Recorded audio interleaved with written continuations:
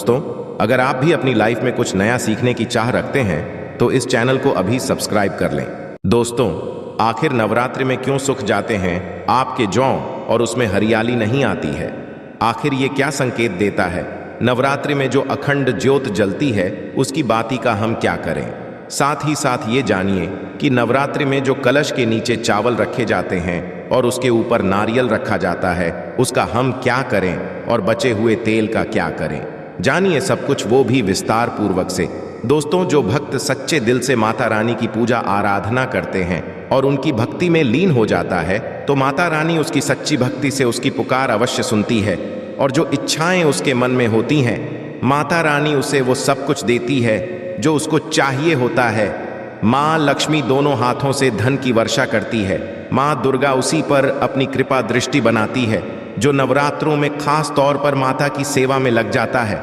देखिए, माता की सेवा में आपको बिल्कुल भी कंजूसी नहीं करना है। दिल खोलकर माता रानी की सेवा करे, जितना हो सके माँ को प्रसन्न करने में लग जाए। साल भर के इस त्योहार में माता धरती है और उसी पर कृपा दृष्टि बनाती है। जो माता को सच्चे हृदय से प्रसन्न करता है उसे रंग से राजा बनाकर ही जाती है।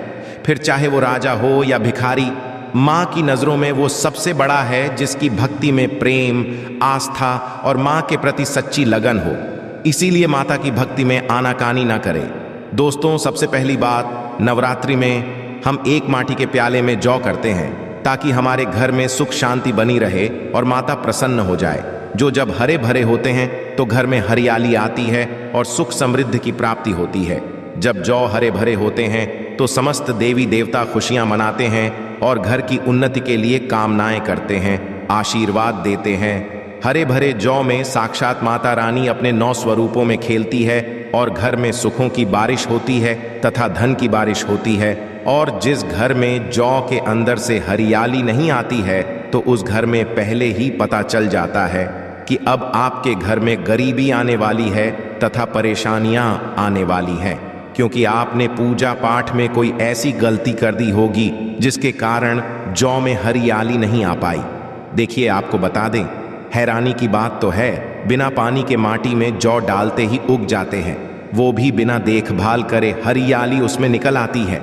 किंतु जब हम कलश स्थापना करते हैं और जौ बोते हैं तो ये बहुत ही सोचने समझने वाली बात है कि आपकी देख रेख में और जबकि आपने पानी बराबर डाला, परिवार ने अच्छे से देखा, फिर भी ऐसा होने के पश्चात जब उसमें जौ ना निकले तथा हरियाली ना उगे तो समझ ले साक्षात माता रानी आपसे नाराज है, क्रोधित चुकी है। माता रानी अपनी संतान को सदैव माफ कर देती है। आप सच्चे हृदय से माता रानी से माफी मांग लें। माता करुणामयी है और अपने भक्तों को, अपने बेटों को, अपने लाल को वह सदैव माफ करती है। जौ में कम हरियाली आना मतलब घर में धीरे धीरे खुशियों का वास होगा और ज्यादा हरियाली आने पर धन की वर्षा होगी। तेजी से व्यापार दिन दुगनी रात चौगुनी बढ़ेगा। कई लोग जौ में डेली पानी डालते हैं, जो कि इसमें नहीं डाला जाता बल्कि पानी का छींटा मारा जाता है, इसीलिए सूख जाते हैं, खराब हो जाते हैं। ऐसा ना करें और इसी कारण हरियाली नहीं आती है। ज्यादा पानी डालने से ये खराब हो जाते हैं। दोस्तों, जब आपके घर में हरे भरे हो जाए तब इसमें चांदी का सिक्का या 1 रुपया का सिक्का अवश्य डालें। सिक्का डालने से माता रानी प्रसन्न होती है और आपके घर में धन का आगमन होना शुरू हो जाता है। दोस्तों, नवरात्रि समाप्त के पश्चात हरे भरे जौ का क्या करें, आइए जानते हैं। पहली बात तो ये है कि इसमें जो आपने 1 रुपया का सिक्का डाला है उसे आप अपने धन रखने के स्थान पर रख लें। इससे धन में बढ़ोतरी होती है दोस्तों। और अंत में नवरात्रि समाप्त होने के पश्चात इन जौ में से थोड़े पत्ते माता रानी के प्रसाद के स्वरूप में पूरे परिवार को खिलाए। इसके पत्ते खाना बहुत ही शुभ और मंगलकारी माना जाता है। इसे जो भी खाता है वो जल्दी बीमार नहीं पड़ता। और बाकी आप इन जौ को गंगा में विसर्जित कर दें या नदी की धार छोड़ दें, इससे आपका व्रत संपूर्ण और सफल हो जाएगा।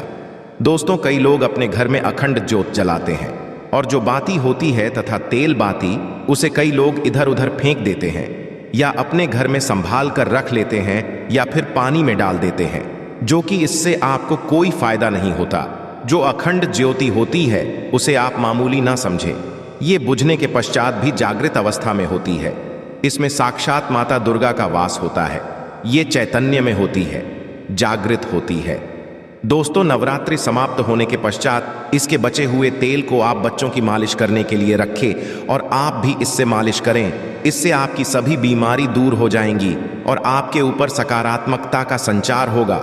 और साथ ही साथ जो अखंड ज्योति की बाती होती है उसे आप अपने बाजू में बांध लें। ऐसा करने से आपको धनी होने से कोई नहीं रोक सकता। बच्चे बड़े सभी बांध सकते हैं। इसको बड़ा करने के लिए इसमें आपका अलावा सकते हैं।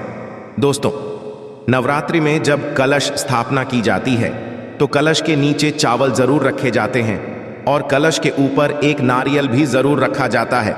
ऐसे में हम इन दोनों चीजों का क्या करें, आइए जानते हैं। सबसे पहली बात, कलश के ऊपर जो नारियल होता है उसे आप कन्या पूजन में तोड़कर कन्याओं को बांट दें और आप भी माता रानी के प्रसाद के स्वरूप में खा लें।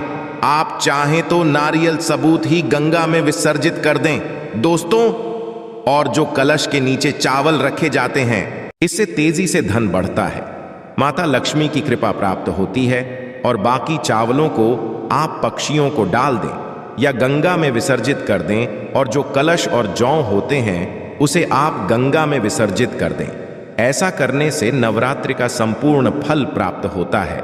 व्रत रखने का फल शीघ्र ही मिलता है। दोस्तों, भूल कर भी ये गलती कभी मत करना। गंगा में कचरा आदि धूप बत्ती के डिब्बे, माचिस की डिब्बी भूल कर भी मत डालना। सड़े गले फूल गंगा में नहीं डालना चाहिए। इससे उल्टा व्यक्ति नर्क में चला जाता है और परिवार में गरीबी का वास हो जाता है। गंगा मैया क्रोधित हो जाती है और श्राप देती है। इसीलिए ऐसा घोर पाप कभी मत करना। इसके पीछे एक कथा है। जब गंगा मैया भगवान शिव से शिकायत पहुंची तब भगवान शिव कहते हैं, जो मनुष्य गंगा को मैला करेगा वह कभी पवित्र नहीं कहलाएगा, वह हमेशा नर्क में भटकता रहेगा, उसे मोक्ष प्राप्त नहीं होगा, वह नर्क के भांति इसी पृथ्वी लोक में भ्रमण करता रहेगा। इसीलिए गंगा को मैला नहीं करना चाहिए, नहीं तो आपका समस्त पुण्य नष्ट हो जाएगा, आपका पुण्य भूत पिशाच को प्राप्त हो जाएगा। दोस्तों, यदि आपको माता रानी की चुनरी उपहार में मिली है, जैसे जागरण आदि से या किसी पंडाल से या धार्मिक यात्रा से, तो ऐसी माता की चुनरी बहुत ही शुभ मानी जाती है। इससे आपका वैवाहिक जीवन सफल हो जाता है। माता रानी की चुनरी को आप संभाल कर रखें। इसे आप करवा चौथ, परवट सावित्री व्रत आदि में या किसी पर्व पर, त्योहार में अवश्य पहने। इसमें माता रानी का आशीर्वाद होता है। जो आपको प्राप्त हुआ है, ऐसी चुनरी सदैव संभाल कर रखें, क्योंकि माता की चुनरी जागृत अवस्था में होती है। मामूली ना समझें। नवरात्रों में चाहे कुछ भी कर लेना, किंतु यह कार्य अवश्य करना। बिन पूजा पाठ के ही सारा फल मिल जाता है। आप चाहे कुछ करें या ना करें, किंतु नवरात्रों में यह एक काम अवश्य कर लेना। मैं माता रानी की सौगंध खाता हूं, माता लक्ष्मी खुद आपके घर में चलकर आएंगी। आगे आपकी मर्जी। दोस्तों, नवरात्रि में बिना व्रत बिना पाठ के आपको संपूर्ण नवरात्रि का फल मिल जाएगा। इस वीडियो ध्यान से देखना। यदि आपने व्रत नहीं है, कोई बात नहीं, आपको परेशान नहीं होना है, क्योंकि कभी कभी हम काम के चलते या कभी कभी कुछ ऐसे हम कामों में फंस जाते हैं जिसके कारण हम माता रानी के नवरात्रों में उनको टाइम नहीं दे पाते। तो आपको परेशान नहीं होना है। यदि आपने व्रत नहीं रखा है, कोई बात नहीं, पूजा नहीं कर रहे हैं नवरात्रि में, कोई बात नहीं। दोस्तों, बस ये एक काम आपको कर लेना है। नवरात्रि में जितने भी लोग पूजा पाठ करते हैं उससे भी आपको अधिक के फल प्राप्त होगा। तो ये वीडियो ध्यान से देखना। आज की जो मैं वीडियो बताऊंगा बहुत ही सुंदर है, ज्ञानवर्धक जानकारी है। इस प्रकार की जानकारी आप लाखों रुपए खर्च करेंगे, फिर भी कोई नहीं बताने वाला। हमारे चैनल का मकसद है जनहित एवं जन कल्याण करना, इसलिए आप लोगों को इस प्रकार की अच्छी अच्छी जानकारी सिखाते हैं। तो आइए इस वीडियो में जानते हैं नवरात्रि में ऐसा कौन सा कार्य करने से बिना व्रत पूजा या फिर बिना कन्या भोजन के सारे फल की प्राप्ति हो जाती है। केवल सच्चे मन से यदि नवरात्रि के समय में कोई भी व्यक्ति पूरे मन के साथ, पूरे विश्वास के साथ, सच्ची लगन आस्था के साथ यदि दुर्गा सप्तशती में वर्णित सिद्ध कुंजिका स्तोत्र का पाठ कर लेता है तो संपूर्ण दुर्गा पाठ का फल उन्हें प्राप्त हो जाता है। जो भी आप व्रत रखते हैं माता रानी के लिए, आप चाहते हैं कि माता रानी का पर आशीर्वाद प्राप्त हो, माता रानी की कृपा मिले, आपकी कोई अधूरी मनोकामना है, वो चाहते हैं आपकी अधूरी मनोकामना पूर्ण हो जाए। सरकारी नौकरी है तो पितृदोष, राहु दोष, मंगल दोष, कर्ज दोष, शनि दोष, कर्ज का दोष, गरीबों का दोष मात्र पल भर में दूर होगा। यदि आपने नवरात्रि का व्रत रखा है तो वो सारे फल यदि आप चाहते हैं और उसका 1000 गुना फल प्राप्त हो जाए तो नवरात्रि के समय में दुर्गा सप्तशती का पाठ जरूर करना। और जो लोग नवरात्रि का व्रत नहीं रखे हैं, किसी कारणवश उन्हें टाइम नहीं मिल पाया है, ऐसे व्यक्ति दुर्गा सप्तशती में वर्णित सिद्ध कुंजिका स्तोत्र का पाठ अवश्य करना। पूर्ण रूप से आपको नव दुर्गा माता का पूजा पाठ करने से, नव दुर्गा के 9 दिन व्रत करने से, कन्या भोजन कराने से जो फल प्राप्त होता है दोस्तों, केवल इस पाठ को सच्चे मन से यदि आप जो है नवरात्रि के दिन एक दिन बस केवल आप जो है बैठ के जप लेते हैं तो पूर्ण रूप से आपको फल प्राप्त हो जाता है। मैं आप लोगों को बताना चाहूँगा, जो लोग समर्थन हैं ऐसे लोगों को कन्या पूजन भी अवश्य करना चाहिए। मैं कल की भी वीडियो में बताया हूँ। अब कन्या पूजन का बेनिफिट क्या है तो माता रानी स्कंद पुराण में भी लिखा है और कई सारे हमारे जो है देवी पुराण में भी इसका वर्णन मिलता है। माता रानी जितना पूजा पाठ से प्रसन्न होती है उतना ज्यादा कन्या भोजन कराने से हो जाती है, क्योंकि कन्या को देवी का स्वरूप माना जाता है और जो कन्या होती है नवरात्र के समय में यह साक्षात नव दुर्गा का स्वरूप हो जाती है। आशा है कि आज की इस प्रस्तुति में बताई गई जानकारी आपको अच्छे से समझ आ गई होगी। वीडियो अच्छा लगा हो तो एक लाइक अवश्य कर दें। धन्यवाद वीडियो के अंत तक बने रहने के लिए।